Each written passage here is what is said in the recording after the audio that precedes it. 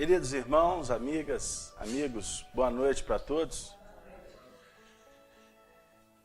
Jesus nos abençoe e possamos nesta noite recebermos aquele tesouro que venha a despertar em nossos corações o desejo de aprender, a boa vontade de servir, mas também possamos ser envolvidos naqueles aspectos das nossas mazelas físicas, morais, espirituais, de sorte que ao sairmos daqui, ao final do trabalho, estejamos em paz e fortalecidos para a prática do bem. A gente dá as boas-vindas para todos, para os nossos companheiros da Rede Amigo Espírita que nos acompanham através da transmissão ao vivo, os nossos amigos da casa e de outros lugares que também estão acompanhando ao vivo através dos nossos 2 blogs, né? Que a gente linka, coloca as imagens tanto no chico-xavier.com como também no blog da FEAC, que é o feac.com. E graças a Deus a gente tem recebido muito estímulo para continuar esse trabalho da transmissão, porque em face às circunstâncias da vida, nós temos um grupo de amigos que estão acompanhando os estudos em casa, porque não conseguem vir aqui, né? Seja por circunstâncias impeditivas desses que moram em Belo Horizonte e, naturalmente, as circunstâncias das distâncias daqueles que moram em outras regiões do Brasil. Nós, nesse momento, também estamos sendo acompanhados por um grupo de estudiosos que fazem parte de uma sala virtual, uma sala na internet, que é a sala Falando o Espiritismo na Rede Amigo, através de um programinha que se chama Pautalk. E coordenado pela Rosângela, a gente abraça a todos, pedindo que enviem as perguntas, da mesma forma que eu convido a todos que possamos participar juntos, para que o estudo seja agradável e construtivo, interativo, enfim. Nós, no mundo globalizado que estamos nele, a interatividade é que dá dinâmica e que dá estímulo também para a gente continuar no desiderato de aprender sempre mais. Bom, nós gostaríamos de informar para quem está chegando que estamos trabalhando com a segunda parte do Livro dos Espíritos, no capítulo 4, que é intitulado Pluralidade das Existências. Na última semana, nós trabalhamos conclusivamente a questão 217, que fechou o tópico semelhanças físicas e morais. Estão lembrados? Pois é. Então, hoje nós vamos iniciar no tópico ideias inatas, que é a questão 218. Então nós vamos, sem delongas, iniciar a leitura. A partir da 218. Kardec formula assim aos espíritos: o espírito encarnado conserva algum vestígio das percepções que teve e dos conhecimentos que adquiriu nas existências anteriores? Repetindo, o espírito encarnado conserva algum vestígio das percepções que teve e dos acontecimentos que adquiriu nas existências anteriores? O que vocês acham? Não vale colar. Conserva ou não conserva? Alguns eu vi que colaram. Tô brincando, gente.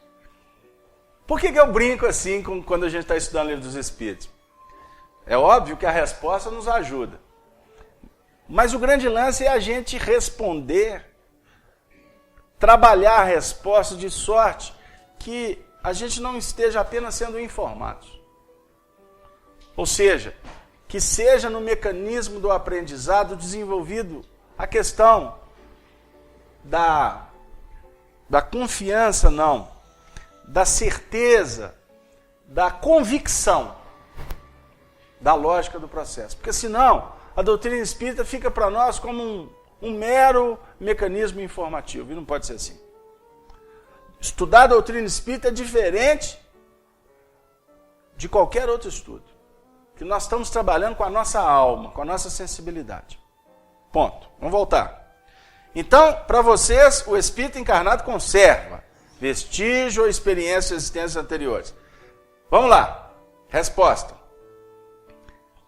Resta-lhe uma vaga lembrança, que lhe dá o que se chama ideias inatas. Ideias inatas. O que é uma ideia inata, Gislene?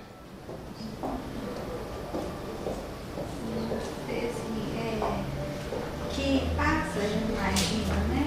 Passa lá na essência da gente, está dentro da gente. Aí a gente nasce já com ela já enraizada. Nasce daqui, e brota da intimidade. Né? Nós temos alguns contextos da vida que nos mostram um pouco do que vem a ser isso. Né? Aquelas habilidades que surgem do nada, aquelas ideias, né? Aquele comportamento que você nunca imaginou que poderia ter e vem a surgir. Né? Enfim, na área, por exemplo, dos dons, isso fica muito patente.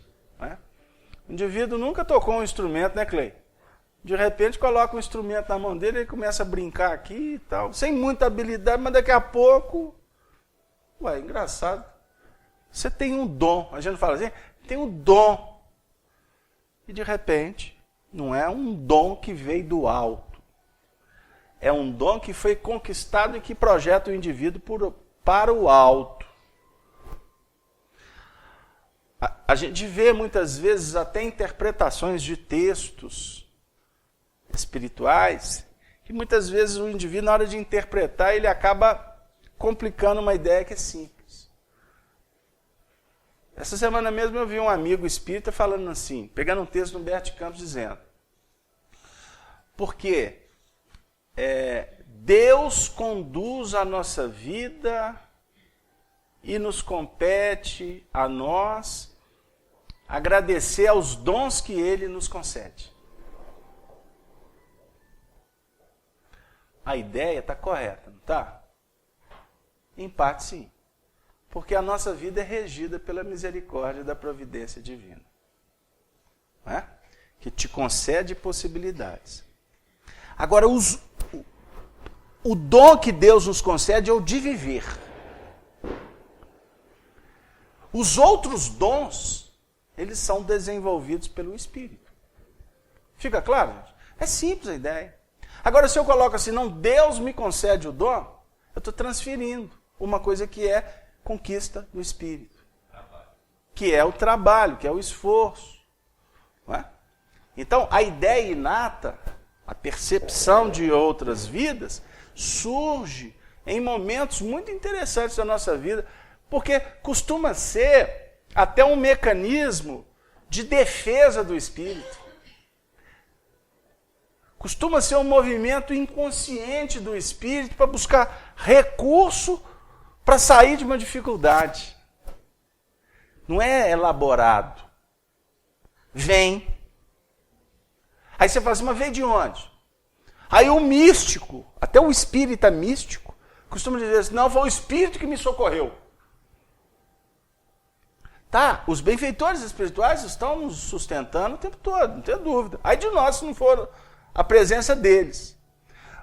Mas os benfeitores, eles nos ajudam, nos dando recurso, inspiração. Muitas vezes, eles nos ajudam assim, tenha paciência. Aí você fica assim, mas eu queria a solução. Mas na realidade, ele diz assim, tenha paciência. Porque se você for paciente no sentido de adocicar mais os seus ímpetos, coordenar melhor as suas emoções, você vai criar uma ambiência psíquica, espiritual, que favorece que você mesmo encontre a solução. Agora, se você ficar desequilibrado, se você entrar na desarmonia, etc., você mesmo cria impedimentos para encontrar o caminho mais simples para percorrer. Tem coerência, dona Nilza? Hoje eu não vou chamar a dona Mirtz. Viu, dona Nilza? Agora eu chamei dona Mirtz e dona Nilza. É isso aí? Então vou. O conquista intelectual, essas que você está falando, vai mais na direção da conquista intelectual, da música, da matemática, né? De outras ciências. E aqui a gente vem, eu acho, assim, experimentando, lógico que junto com a inteligência, mas o moral é o mais, assim, hoje, é importante, sempre foi, mas eu estou falando, nessa encarnação nossa e nesse estudo aqui, a gente buscar mais a conquista moral, que é essa marca que a gente traz de outras vidas e que a gente trabalha ela mais aí para a gente galgar degraus, que eu quero dizer. No psiquismo, o que vai à frente é a intelectualidade. Isso a gente aprende com o Livro dos Espíritos. Isso não é ideia de quem está falando, não. Aqui nesse conteúdo. Porque muitas vezes você tem que raciocinar, você tem que elaborar, você tem que concluir, para que você dê um passo e, consequentemente, você venha trabalhar o aspecto ético, o aspecto moral daquilo que você está entendendo. Então, quando a gente dissocia intelectualidade de moral, é só didaticamente para entender como é que é o processo. Porque eu não posso entrar no âmbito da moral, da ética, com quem nem entendeu como é que funciona. Entendeu? Eu vou falar de que para o indivíduo que está vivendo um processo de corrupção, um processo complicado no campo sociológico, eu vou falar para ele que está errado, se ele efetivamente nem parou para refletir sobre o que é o certo e o que é o errado. Então eu não posso cobrar, né? Teoricamente, porque ninguém cobra nada de ninguém. Mas assim, numa análise, eu não posso cobrar do indivíduo uma resposta limpa se ele, que está, na minha visão, dentro de um mecanismo complicado, está achando que está tudo limpo. O limpo, o certo, o ético, para mim, é diferente do ético dele. E que muitas vezes ele precisa ainda de estudo, ele ainda precisa de passar por determinadas provas na vida, para que o raciocínio dele o coloque diante de uma evidência que para os espíritos superiores já é clara, para ele não é. Não sei se o assunto é fácil, não. Mas é só para a gente refletir o seguinte. Primeiro a gente aprende a pensar, para depois a gente entrar no âmbito da elevação moral. Tá? Então, o que você falou representa o estado atual da humanidade. Observemos. Nunca o homem teve avançou tanto em nível de tecnologia, né? em nível de intelectualidade. Né? Olha os avanços do século XX. Esse avanço faz com que já trouxemos essa bagagem do intelecto e que a gente está indo buscar. Aí o que vai acontecer? O século XX ele representa, então, um grande avanço intelectual, certo? Só que o avanço intelectual por si só já está colocando o homem na condição de uma crise ideológica entre o que ele pode ter e o que ele necessita ter. Okay? Já cria uma dificuldade. Então, por exemplo, você vai em determinadas regiões do planeta que a questão a ser discutida não são valores amoedados, porque você tem qualidade de vida, você tem carro, você tem isso, você tem aquilo. Quer dizer, você não tem miséria econômica.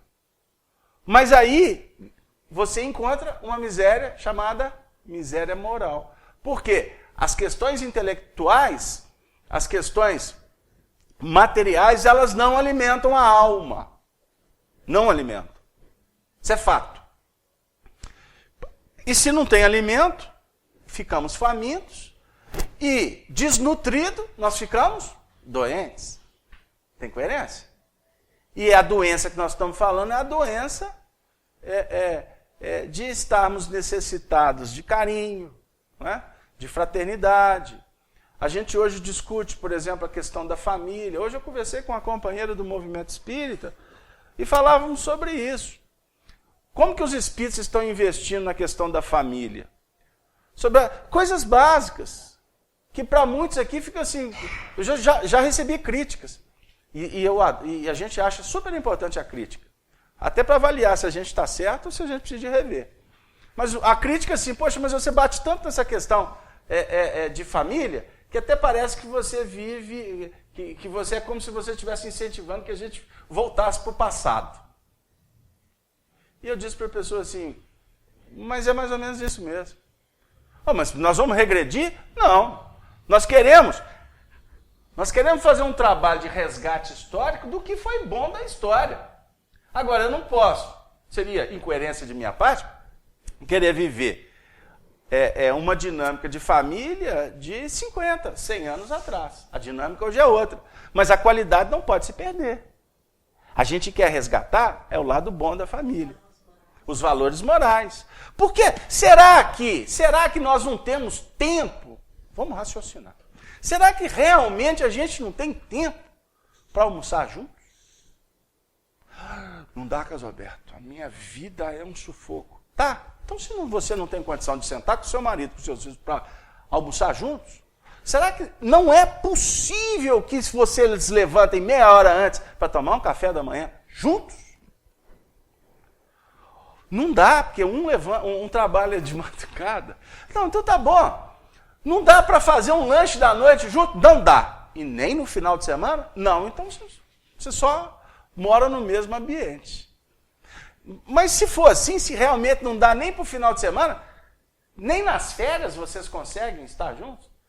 Não, nas férias eu acho que dá. Embora um viaja para um lado, outro para o outro, mas tem uns dias que ele fica junto. Então é esse o dia. Mas sentar à mesa não é para alimentar vendo televisão. É para alimentar fazendo uma oração. Vamos agradecer por sermos uma família. Olha como Deus é bom. Deu, Glaucio? Tem coerência? Então, resgatar as questões morais é trabalhar coisas simples.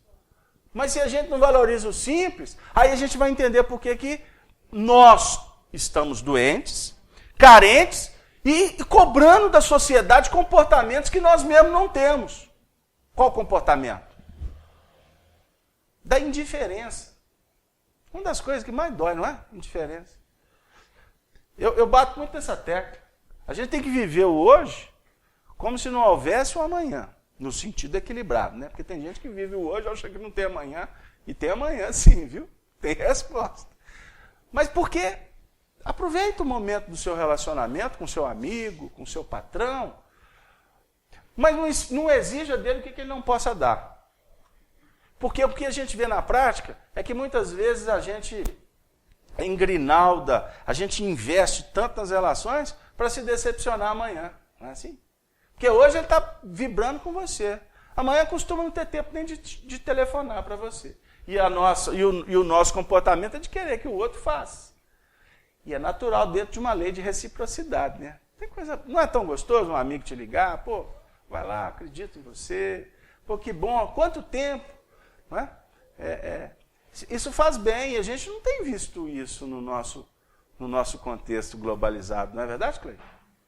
A gente não tem tempo nem de relembrar o passado.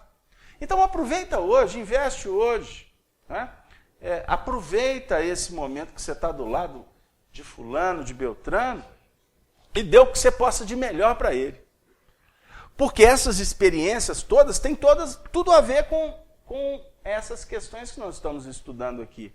Porque essa experiência que tu está adquirindo hoje, amanhã ela vai ser muito valiosa num determinado momento da sua vida, até para te dar força para você continuar. Parece que temos uma participação aqui. Olha, nossa, eu gostaria de abraçá-lo. Décio, Clei, é um amigo nosso lá de Tocantins. A gente se intercambia bastante, viu, Décio? Jesus te abençoe e abençoe o pessoal da federação. Ele manda uma pergunta. A dor, deixa eu ver se eu entendi. A dor, através da doença, colabora para a nossa evolução? a dor através da doença colabora com a nossa evolução? O que a senhora acha, dona Neuza? Para a gente ajudar o Décio aqui. Ajuda, não ajuda? Muito. Faz a gente pensar. Francisco de Assis chamava a dor de anjo, Décio.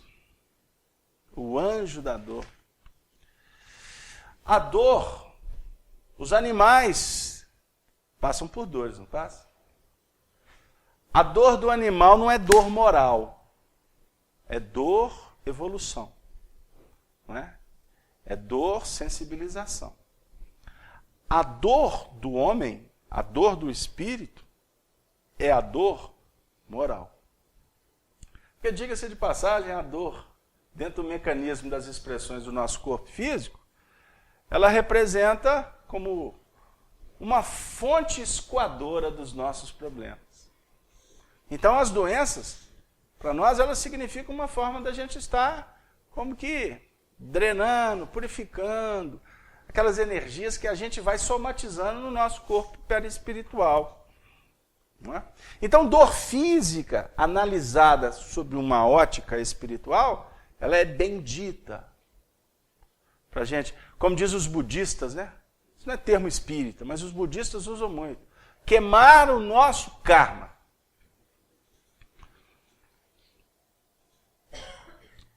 E a dor, quando bate na nossa porta, essa dor física, inclusive, ela também nos faz pensar sobre os nossos limites. Limite. Porque muitas vezes ela nos visita para dizer para nós que nós não temos essa liberdade plena que a gente acha que tem. Temos o livre-arbítrio, dom inefável, inestimável que Deus nos concede. Pensamento contínuo, homem. Responsabilidade. Responsabilidade, lei de causa e efeito. Né? Então nós estamos diante de um mecanismo que a dor funciona para nos alertar. Emmanuel, através de Chico Xavier, muitas vezes afirmara que a dor representa para o homem o que o buril representa para a pedra bruta. Lapidação. Nós não fazemos apologia à dor, porque nós não reencarnamos para vibrar em dor. Nós reencarnamos para expressarmos-nos em amor. Mas não expressando-nos em amor, a dor nos visita para indicar o amor. E quando a gente está dolorido, homem, vocês nem imaginam. Né? Nós, homens, quando temos uma dor de cabeça, hein, dona Neuza?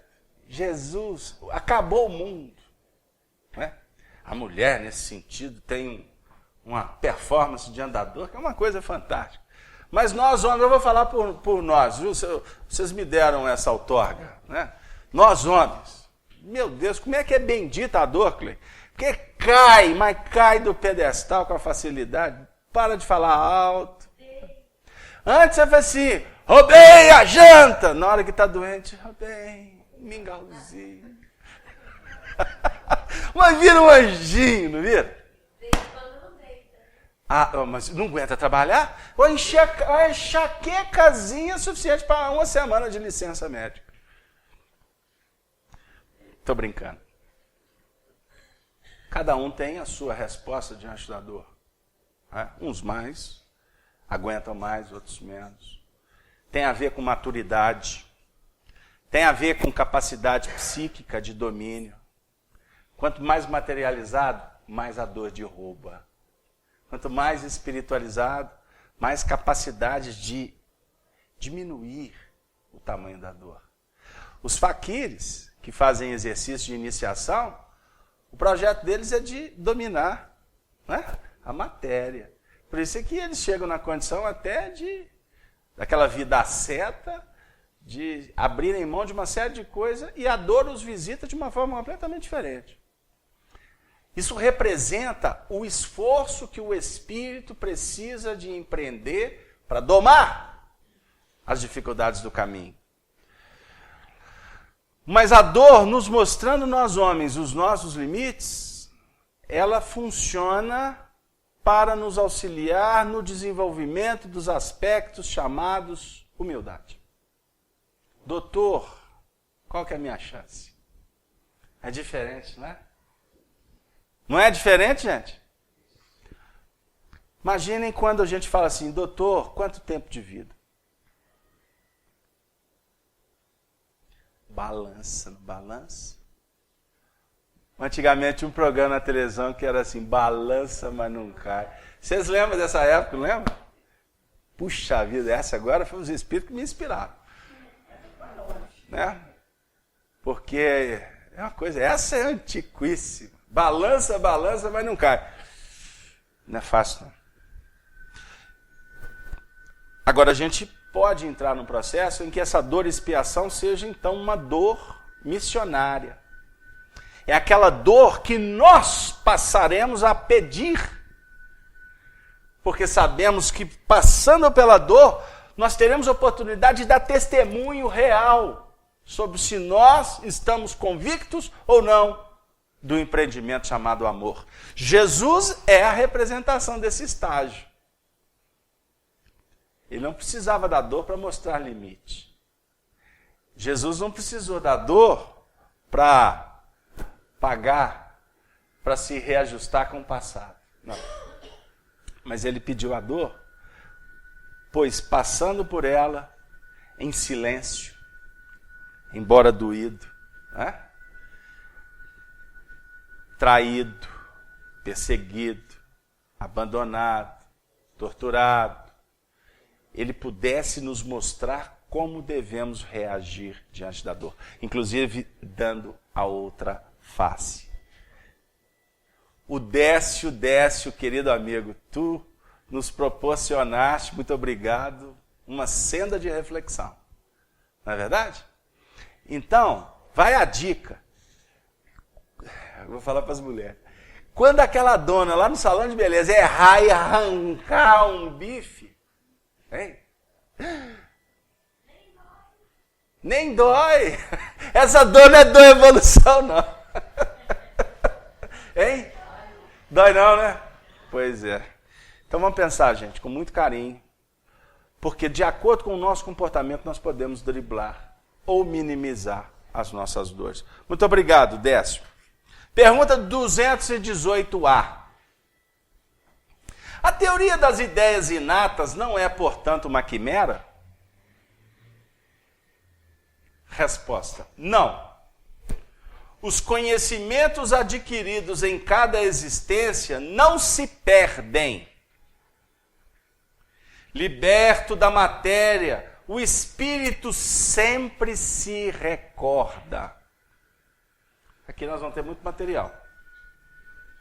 Durante a encarnação, pode esquecê-los em parte, momentaneamente, mas a intuição que deles guarda, que lhe auxilia o progresso, sem o que estaria sempre a recomeçar.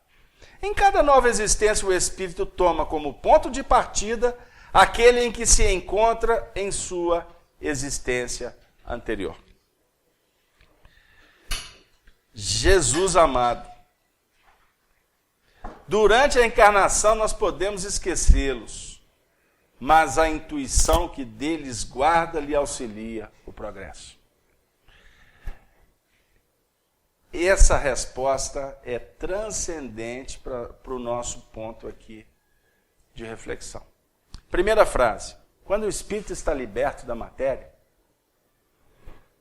ele não esquece a dor. Ele não esquece os conhecimentos adquiridos. Embora, quando mergulhado na carne, nós podemos, ou graças a Deus, esquecemos. Momentaneamente. Por isso que há situações em que, durante a nossa vigília, a nossa atuação no plano objetivo, a gente costuma ter muitas dificuldades, que essas dificuldades, elas são nós encontramos resoluções, soluções, quando estamos livres da matéria. Sabiam disso? Durante o dia você está diante de um grande impasse. O que eu faço?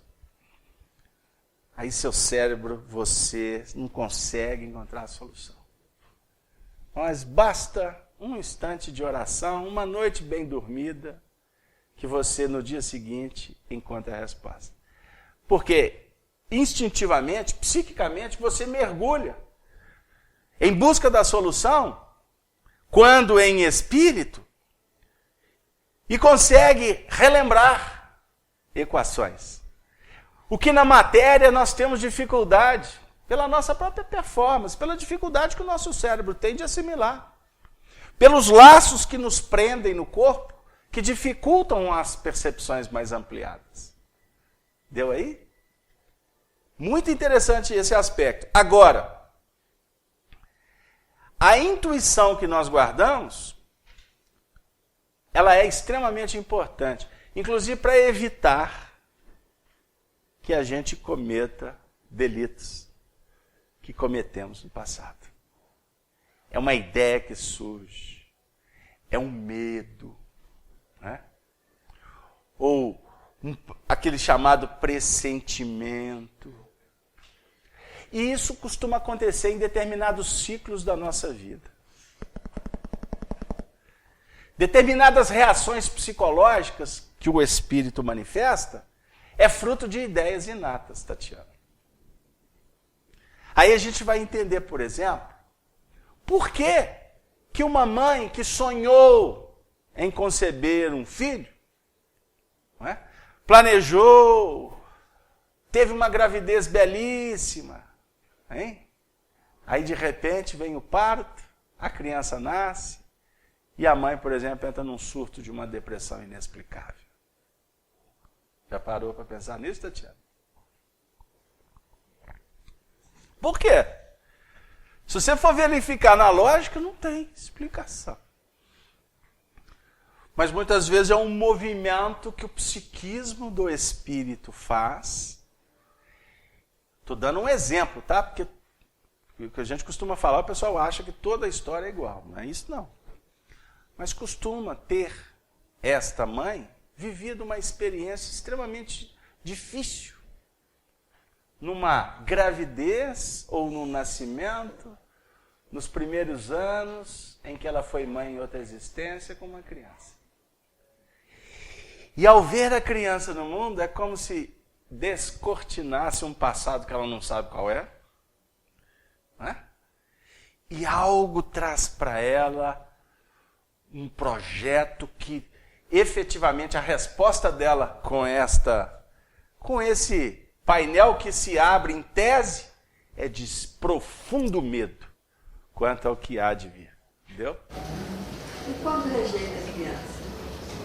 Como? Fale mais alto, não ouvi. E quando rejeita o recém-nascido, a mãe rejeita? Eu vou tentar repetir. Eu vou tentar falar sem fechar, captado? Porque senão, se vocês conhecem alguma história, ou vão viver uma história parecida, vão pegar a minha fala e dizer que é isso. Não é assim que funciona. Mas quando há um processo em que a mãe projeta uma rejeição, essa rejeição ela pode ter N explicações. Dentre elas, o próprio pânico, o próprio medo de viver uma dificuldade. Ou uma reação, né, repulsiva ao espírito reencarnante. Pode ser. A repulsa pode ser em face à não afinidade, dificuldade de relação com esse espírito, como dificuldade, o medo, o temor, a fragilidade de estar diante de um ciclo que vai se abrir de muitos testemunhos. Então, a mãe, não estou dizendo que ela está renegando, que ela está... qual foi o termo que você usou? Que ela está rejeitando o espírito em si. Ela pode estar rejeitando a situação, não necessariamente o espírito. Por isso que não tem regra fechada. Por quê? Eu coloquei uma situação de uma gravidez tranquila, amada, não é? Equilibrada, e que não justifica no nascimento vir a rejeição. Porque quando a rejeição se dá antes da gravidez, durante a gravidez e pós o nascimento, aí está classificado uma dificuldade de interatividade entre o espírito, que hoje é mãe, e o espírito que hoje se faz criança, filho. Deu aí? E que pode estabelecer uma reencarnação de muitos desafios. Não é? Como pode significar também uma reencarnação que os dois espíritos venham se adocicar pelo evangelho e irem se reajustando de uma forma gradativa, até chegar num nível de convivência harmoniosa. Porque o objetivo sempre será a luz. Não há uma reencarnação que objetive treva. Porque se fosse assim, não poderíamos refletir e sentir o que vem a ser misericórdia, providência divina. Agora, os espíritos que planejam reencarnações, eles trabalham dentro de uma lei de probabilidade. Isso eu não posso olvidar. Eu não posso esquecer. Então reencarna o Clay. O Clay tem compromisso com a música. Já te entreguei, né? Se tem algum amigo seu assistindo, tá falando, ó, é o Clay mesmo, né? Não é possível. Já é um nome assim tão bonito, raro, e além de tudo músico, eu acho que não tem dois Clay. Só vou brincar com ele. O Clay tem tudo para se desenvolver na área da música. Mas ele é músico. Então a possibilidade é essa aqui. Mas há também uma variante aqui que ele pode, no meio do caminho, falar assim, eu não quero ser músico. Pode. Né? Mas a possibilidade maior é que a tônica da reencarnação dele seja música. Entenderam?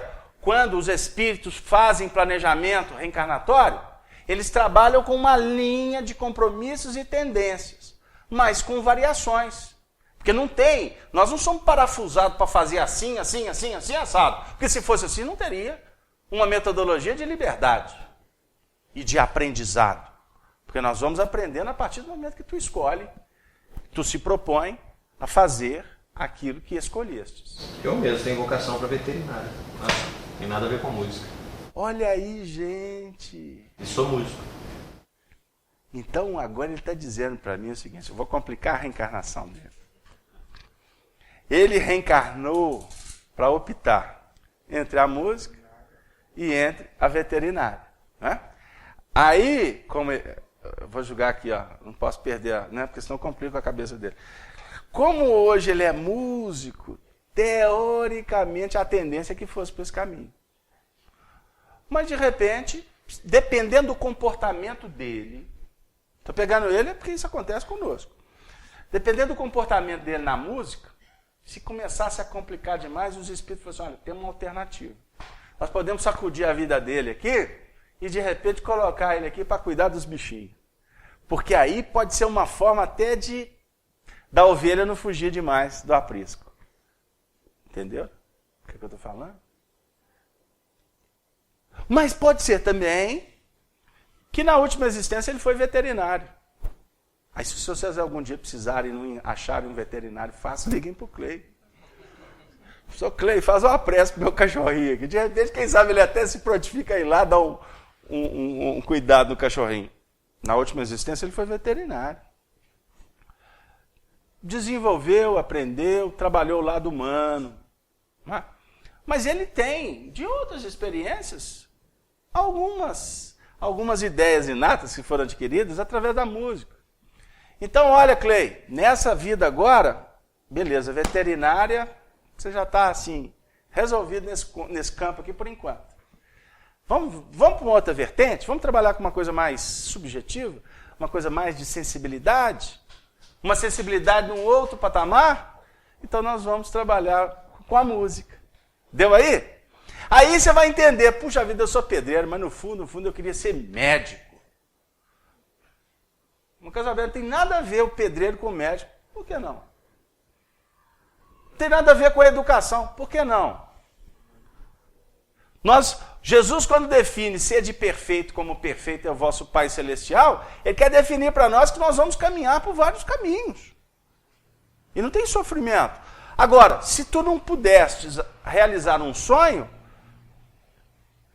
se a vida não patenteou, não te autorizou que você seguisse por esse plano, é porque não está no momento de você ter seguido por esse caminho. Uma questão muito, muito tranquila. E tem gente que sofre com isso.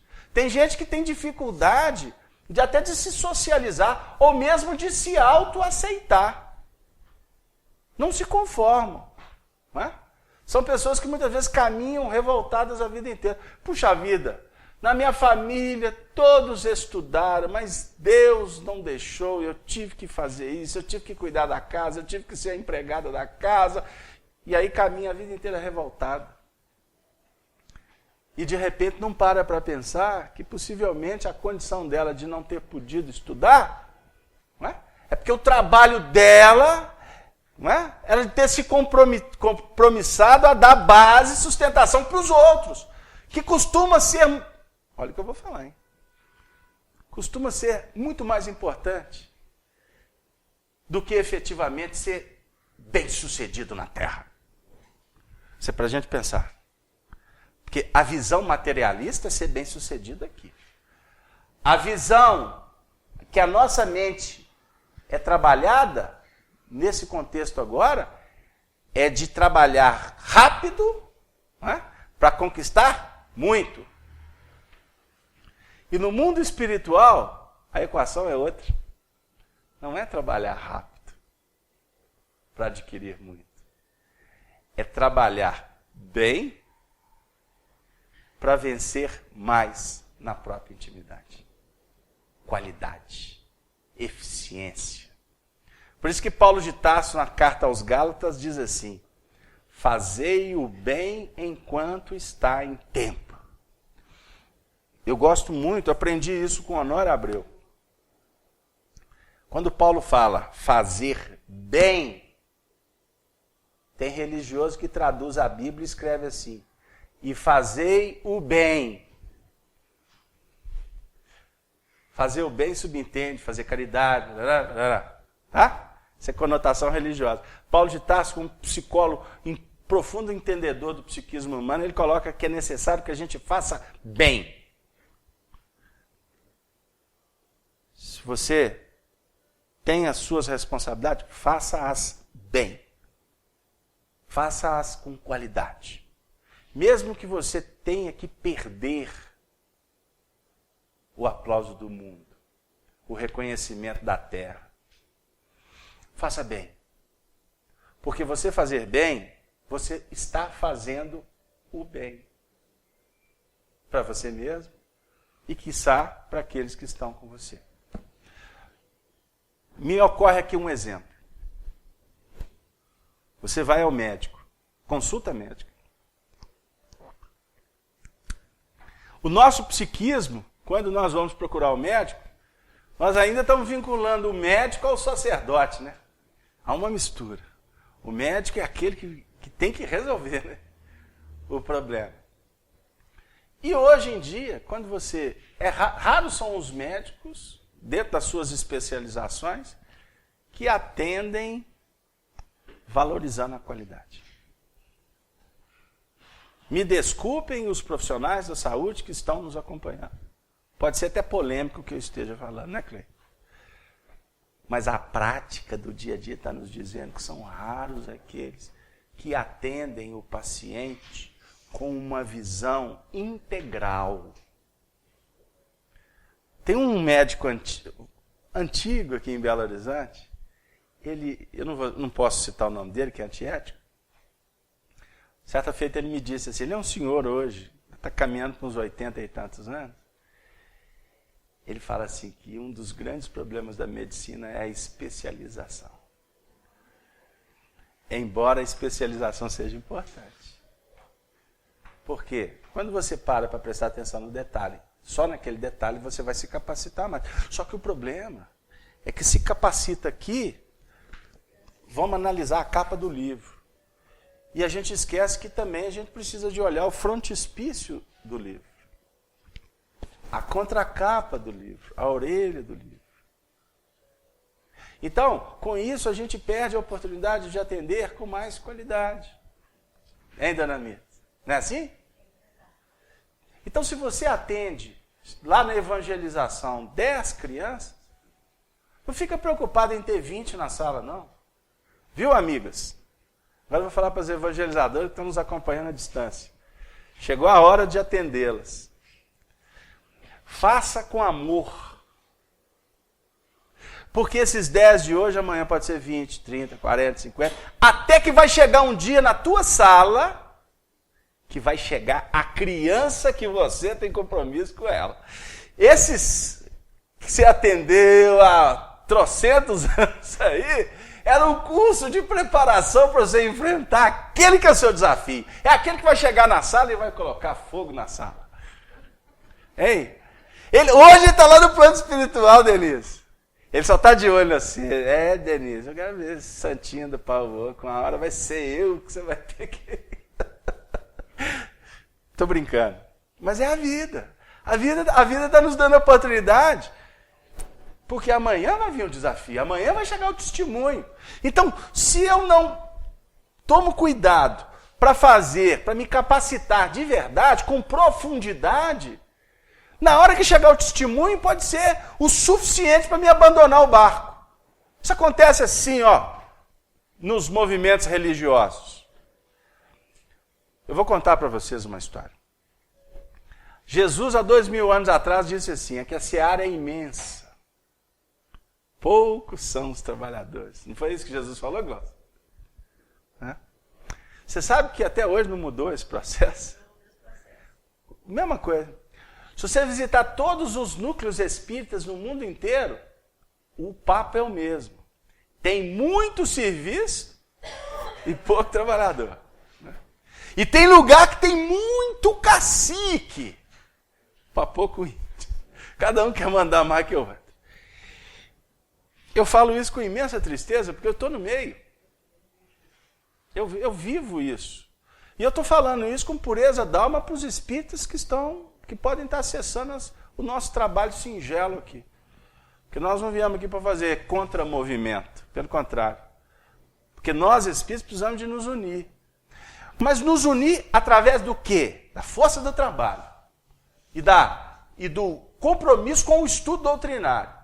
Por isso que se você faz uma tarefa na casa espírita, procure se qualificar para fazer bem essa tarefa. Não é só você indo lá naquele dia que tu vai conseguir. Você tem que, psiquicamente, se preparar, não é? Descobrir a afinidade, o carinho pelo trabalho, para que você faça assim, integralmente. Mesmo que você vá lá um dia na semana, mas que você fique uma semana inteira sintonizado com aquele trabalho, estudando em casa. Olha, se você é passista, qual que é a melhor maneira de aplicar o passe, não é verdade? O evangelho precisa de ser operacionalizado. Enfim, para que no dia que eu for aplicar o passe, eu consiga realizar um trabalho com competência. Então faça com carinho. E no dia que tiver uma adversidade, que ela não seja o suficiente para você ir embora. Agora eu consegui expressar o que eu queria.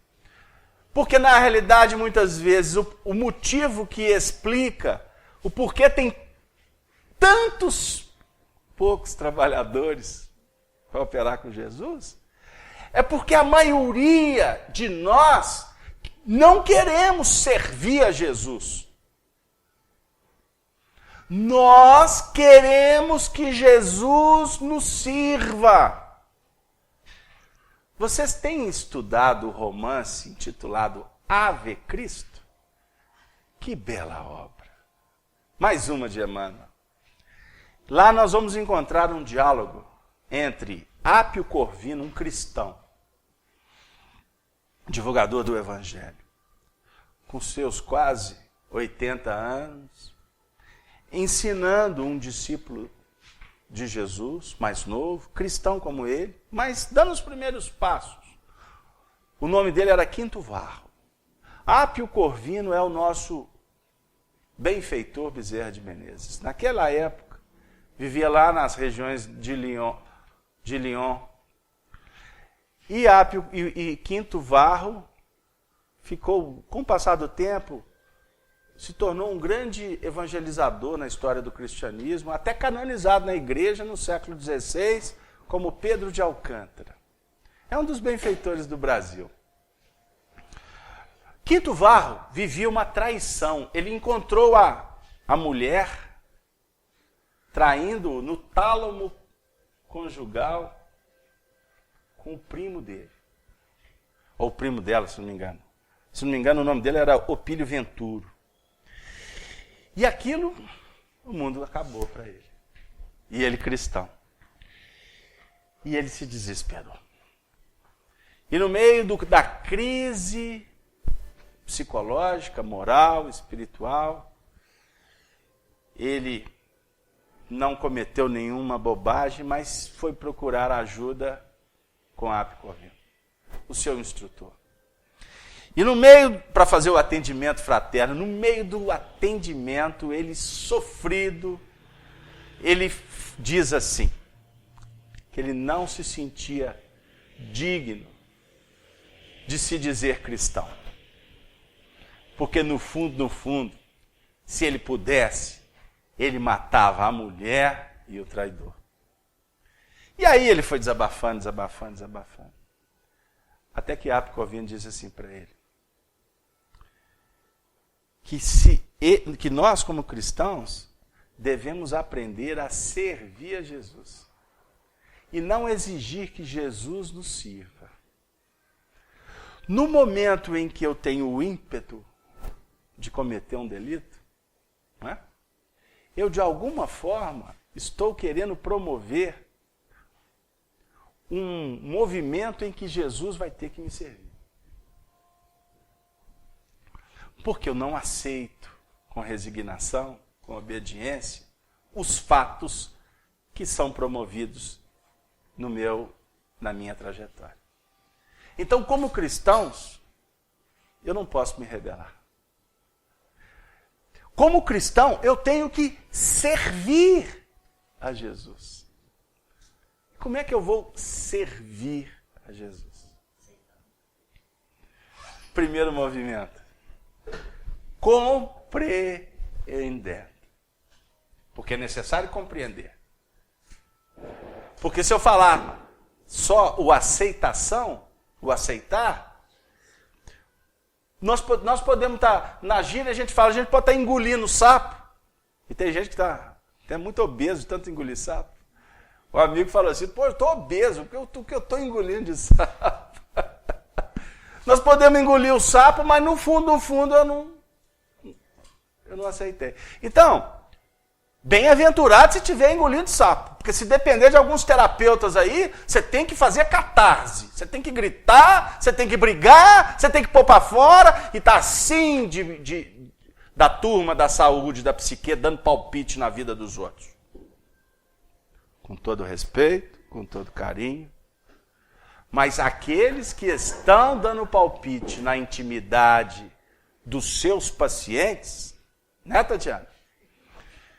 Estão escrevendo no livro da vida que amanhã vai estar juntinho com eles para resolver os problemas.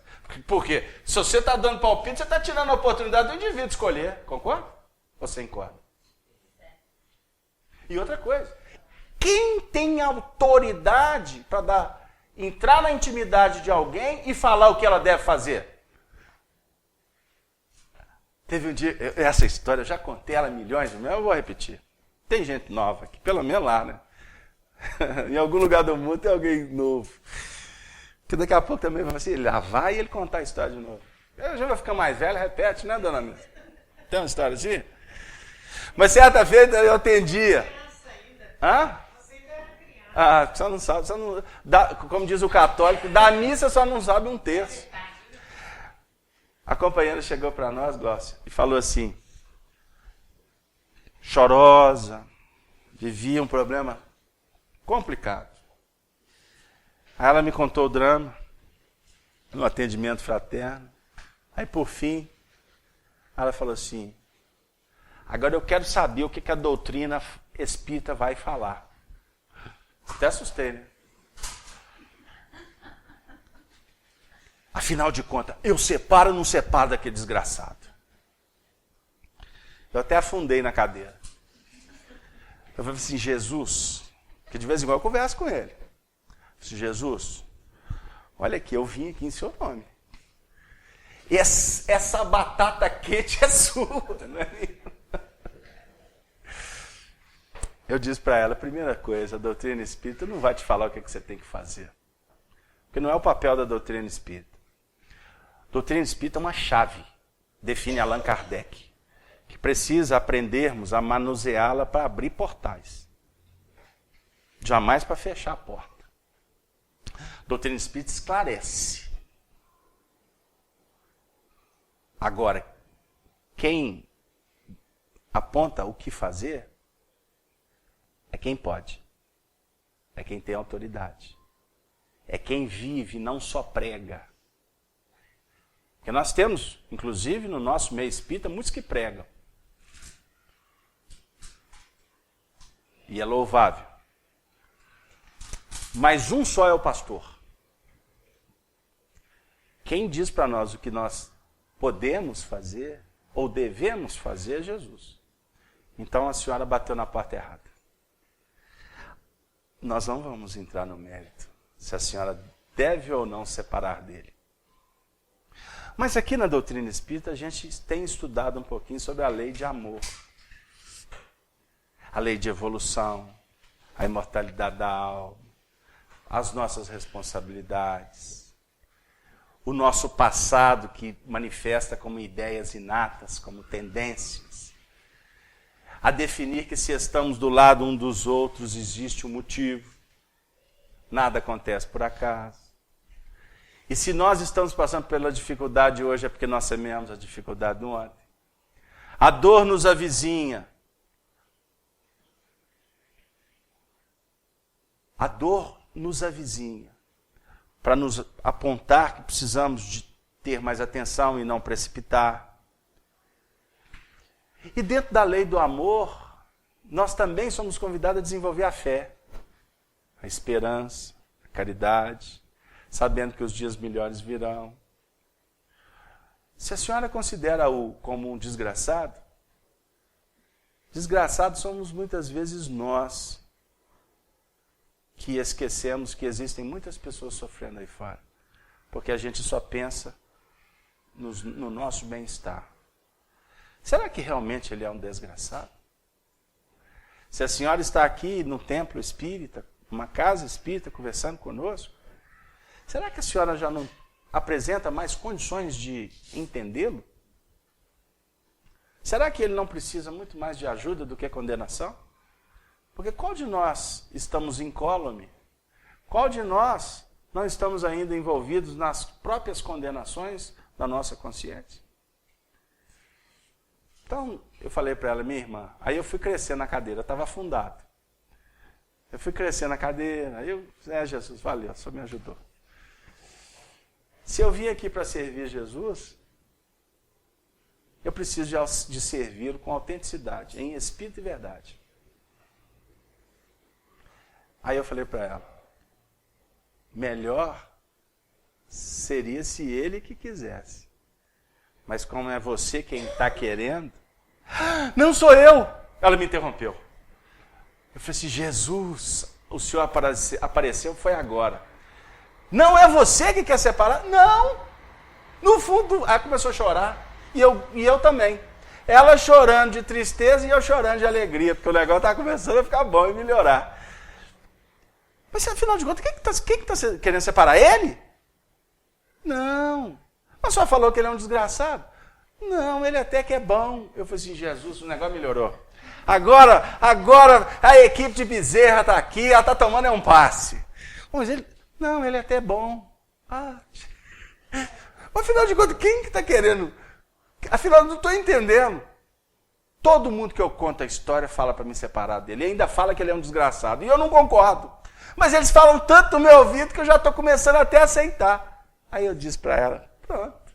Se a senhora já tivesse, desde o início, me contado essa história, eu não tinha nem pedido ajuda para Jesus, porque era fácil resolver o problema da senhora. Ela disse, é fácil? Eu falei assim, nossa, fantástico de fácil. Como é que eu resolvo? Parar de contar sua vida para os outros. Como é que é? Eu falei assim, olha, quem fala demais, eu aprendi isso na roça. Dá bom dia a cavalo. E tem um poeta aqui na música brasileira que diz assim que as pessoas falam demais por não ter nada a dizer. Que um dos cursos que nós precisamos fazer é de sermos mais comedidos no pensamento, equilibrado na fala e justo nas atitudes. Porque ensina Emmanuel no livro Pensamento e Vida que o reflexo, que já está instaurado aqui, quando ele é acionado, ele esboça emotividade. A emotividade plasma a ideia. A ideia é que vai efetivamente anteceder a atitude, a palavra e a ação. O reflexo você não impede que ele surja. Eu toco na sua mão aqui, é o suficiente para esboçar um reflexo. Ok? É o suficiente. Um cheiro, uma música, uma circunstância, uma situação é suficiente para fazer que brote esse reflexo e essa emoção na sua intimidade. Isso não tem jeito de você impedir, porque é um mecanismo reativo da sua mente que reflete. Mas quando aí é plasmado a ideia, chegou a hora de você entrar em cena. Então é a hora de você vigiar e orar para que esse pensamento não se torne atitude, verbalização e ações. E como nós vivemos num mundo ainda muito de representações infantis por parte do ser humano, a gente acaba vivendo as injunções das nossas atitudes impensadas e a dor, então, manifesta para nos impedir de continuar. Para nos impedir de continuar. Aí, infelizmente, é que nós vamos ficar revoltados. Ou como diz Emmanuel, a gente quer vencer a dor, depois que tu está na cama, no leito, você toma um remédio, você se promove, você chama os melhores médicos, você aciona o plano de saúde. Hoje não está fácil não, viu gente? Mas não é porque a gente paga o plano de saúde para não... para ser só um pouquinho melhor. E olha lá, que do lado de lá é melhor do que o plano de saúde. É as ilusões do caminho. Mas sabe por que a gente faz tudo isso? Diz Emmanuel, para a gente levantar da cama, que na realidade estar na cama é a oportunidade de estar refletindo. Por isso é que quebra o pé. Por isso é que tem enxaqueca. Por isso é que o médico coloca no estaleiro, para nos colocar na condição de pensar. Mas a gente quer sair disso tudo, sabe para quê? Para voltar lá para fora e continuar fazendo o que fazia antes, que foi o que motivou a cairmos naquela situação. Esse é um pensamento de Emmanuel. Nós temos uma participação aqui de uma companheira que não se identificou, mas ela diz assim: não podemos, olha que pergunta inteligente, não podemos nos purificar através dos bons pensamentos e da felicidade? Bom, primeiro nós precisamos de entender o que ela está ponderando aqui. Acreditamos que ela está falando comentando o que nós falamos da dor como um fator de purificação, não foi? Então ela está dizendo aqui, se é isso que eu captei. Mas a gente não podia então nos purificar através de bons pensamentos e da felicidade? Sim. Agora eu tenho que entender o que é purificação, né, Clê? Porque se a palavra purificação ela estiver dentro de um contexto religioso, não faz parte da nossa reflexão aqui. A purificação é no sentido de elevação moral. E a elevação moral ela se dá não por práticas religiosas. Porque existem religiões que propõem exatamente isso. O afastar do problema para buscar longe das dificuldades, efetivamente, longe das dificuldades, nos ajustarmos num contexto cósmico, através de meditação, de uma alimentação XYZ, né? Aí muda até a forma de conversar lá no lugar que está fazendo, como é que chama isso? Um retiro, né? Agora eu estou purificada para voltar para o contexto. Na hora que entrar no ramerrão do dia a dia, vai voltar à mesma dinâmica. Então, ela se identificou aqui agora, muito obrigado. Olha que nome bonito, Flor. O nome dela é Flor, não é? Ela não colocou o sobrenome. Flor. O Flor, da cidade do Rio de Janeiro. A cidade maravilhosa. Não é? Tem lá a estátua do Cristo como referência para nos lembrar que a gente precisa de orar. Embora a estátua que a gente realmente está precisando, ela tem que estar implementada na nossa intimidade. Não são práticas, mas é o dia a dia. É na purificação, sim, dos pensamentos através de eleição, de seleção. Então tu sonhas, ou tu queres ter uma noite de sonhos. Não vai assistir. Não será assistindo um filme de guerra, né, de matanças, que vai terminar 2 horas da manhã, que você vai ter uma boa noite de sono. Não é assistindo determinadas cenas, não é se envolvendo com determinados contextos que você vai conseguir. Mas também não é fugindo das situações dificultosas. Então nós temos que, no dia a dia, aprender a selecionar o que realmente será o melhor para a nossa condução de vida. Então, nós separamos, para a gente contextualizar o final da reunião, e por isso o tema de hoje ele foi sugerido como o mesmo tema da lição do livro Fonte Viva, do capítulo 23, psicografado por Chico, ditado por Emmanuel. A lição é intitulada Ante o Sublime. E com ela nós vamos caminhando para o fim do trabalho. Não faças tu comum o que Deus purificou. Existem expressões no Evangelho que, à maneira de flores, a se salientarem num ramo divino, devem ser retiradas do conjunto para que nos deslumbremos ante o seu brilho e perfume peculiares. A voz celestes, que se dirigia a Simão Pedro, nessa passagem dos Atos dos Apóstolos, abrange horizontes muito mais vastos que o problema individual do apóstolo naquele contexto. O homem comum está rodeado de glórias na terra. Entretanto, considera-se num campo de vulgaridades,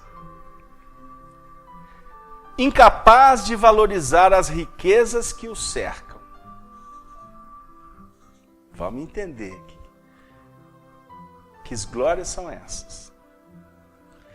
Cego diante do espetáculo soberbo da vida que lhe emoldura o desenvolvimento, tripudia sobre as preciosidades do mundo sem meditar no paciente esforço dos séculos que a sabedoria infinita utilizou no aperfeiçoamento e na seleção dos valores que o rodeiam.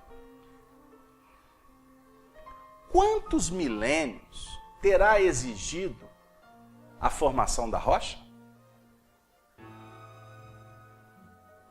Quantos ingredientes se harmonizam na elaboração de um simples raio de sol? Quantos óbices foram vencidos para que a flor se materializasse? Quanto esforço custou a domesticação das árvores e dos animais? Quantos séculos terá empregado a paciência do céu na estruturação complexa da máquina orgânica em que o espírito encarnado se manifesta? A razão é luz gradativa diante do sublime. Não te esqueças, meu irmão, afirma Emmanuel, de que o Senhor te situou a experiência terrestre num verdadeiro paraíso, onde a semente minúscula retribui na média do infinito por um, e onde águas e flores, solo e atmosfera te convidam a produzir em favor da multiplicação dos tesouros eternos. Cada dia, louva o Senhor que te agraciou com as oportunidades valiosas e com os dons divinos. Pensa, estuda, trabalha e serve. Não suponhas comum o que Deus purificou e engrandeceu. O que é comum? O que pode estar sendo considerado comum? Ali se encontra a purificação efetiva que há de nos libertar. Um trato, um convívio, uma noite mal dormida, um aperto de mão, um livro presenteado, o não posso estar com você. São coisas que a gente acha que não tem valor, que não tem expressão. Mas Deus está nos dando a oportunidade de trabalhar de uma forma exaustiva no próprio burilamento pessoal. Nós estamos no movimento espírita comemorando 70 anos do lançamento do livro Paulo Estevam. Temos participado de muitos encontros em torno desse tema. Inclusive os convidamos para, se não me engano, dia 18 ou 22, está ali no cartaz afixado. 22? Terça-feira, dia 22. Estaremos no centro, no Centro Espírita Manuel Felipe Santiago, lá no bairro Santo Antônio, onde nós vamos estar falando um pouco sobre Paulo de Tarso. Nós caminhamos, conforme contamos para vocês na última semana, pelas terras abençoadas da Alemanha. Visitamos várias cidades e em todas elas o assunto versado foi a conversão de Saulo de Tarso. Então por que nós estamos relembrando isso? Porque a cada instante que a gente perpassa por aquela história bendita, nós deparamos a nossa realidade espiritual na trajetória de Saulo, que foi, na história do cristianismo, o maior perseguidor do cristianismo, quando era doutor da lei e depois se tornou o maior divulgador do Evangelho em todos os tempos, quando de Saulo de Tarso ele se converte em Paulo de Tarso. A história do convertido de Damasco representa para nós um movimento transcendente no que reporta à transformação pessoal. Porque cada um de nós temos uma missão específica. Cada um de nós temos uma responsabilidade muito bem definida por aqueles que nos tutelam e com aquiescência nossa. Porque eu não posso conceber aqui agora, nesse grupo de estudo, nesses corações que estão nos acompanhando dos seus lares, em pleno feriado, poderiam estar fazendo outras coisas, mas estão procurando uma vinculação psíquica, espiritual, com um movimento superior. Isso é valorizado. Isso é catalogado. Isso é registrado no mundo espiritual.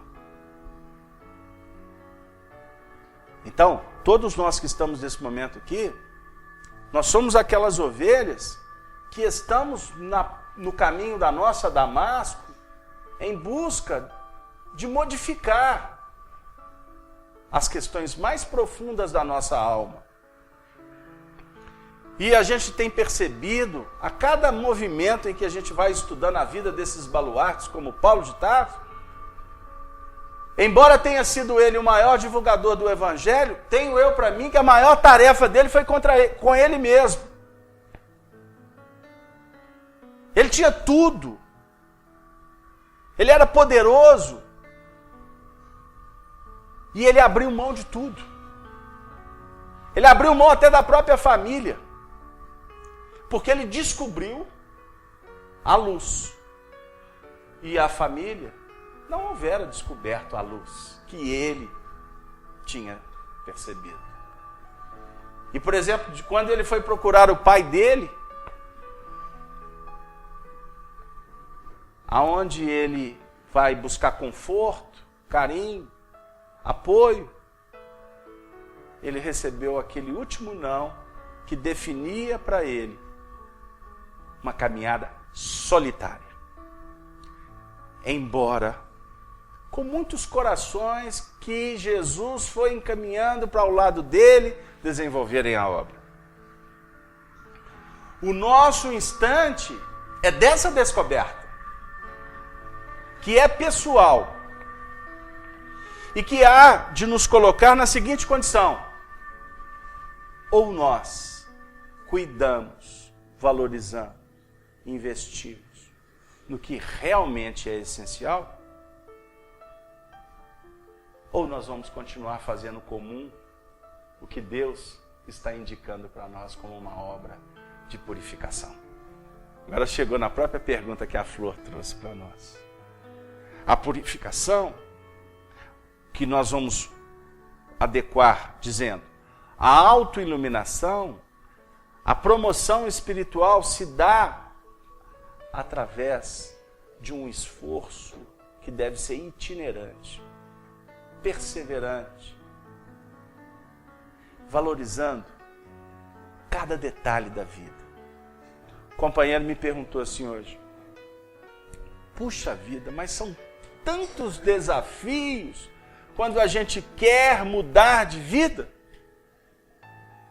que tem hora que a gente diz assim: quer saber de uma coisa? Eu vou ficar na minha zona de conforto. Aí eu disse para ele: mas é tudo que o movimento contra a luz quer. Que quando o indivíduo começa a querer promover a mudança, isso, quando ele consegue uma mudança no seu sentido de tomada de consciência e um início de trabalho, porque ninguém muda de uma hora para outra, isso é utópico. Isso é uma promessa que não é verdadeira. A mudança se faz de uma forma gradativa. Agora, a partir do momento então que o indivíduo se propõe a mudar, o movimento contrário sabe que a mudança de um costuma ser o suficiente para a mudança de milhões. Não sei se deu lá. Embora nós não estamos aqui para mudar milhões, porque quem pensar assim está sendo fanático, lunático, desequilibrado. Agora, a lógica patenteia isso. Por isso é que Emmanuel define que Jesus escolheu 12 amigos, viveu num lago simples, tendo uma vida singela, viveu o amor no meio daquela comunidade, e foi o suficiente para transformar uma humanidade inteira. Transformar no sentido de consolidar, que o projeto tem que ser amor. Isso já está claro para todos. Embora caminhar pela viela do amor é um processo que demanda o tempo de Deus e a paciência soberana da misericórdia. Com isso, queridos amigos, nós gostaríamos de dizer que num feriado nacional, dia 12 de outubro, que tem no calendário católico, não é? A reverência a Maria, a Mãe Santíssima da humanidade, e ao mesmo tempo um movimento que define o Dia das Crianças. Só nos resta, nesse momento, pedir à Mãe Santíssima que nos abençoe. Porque como crianças, e não podemos abrir mão de sê-las, nós sentimos um pouco a presença de Deus nas nossas vidas. Porque a criança confia, a criança acredita, a criança, ela é pura. E a pureza não é no sentido clássico que a gente entende, é pureza de sentimento que se coloca naquela condição como Maria o fez um dia diante da novidade, da revelação, da proposta, da missão que foi conferida para ela pelo anjo Gabriel. E ela responde dizendo: eis-me aqui, eis aqui a serva, a escrava, faça de mim conforme a tua palavra. E assim, a vida abriu e ela concebeu o futuro da humanidade.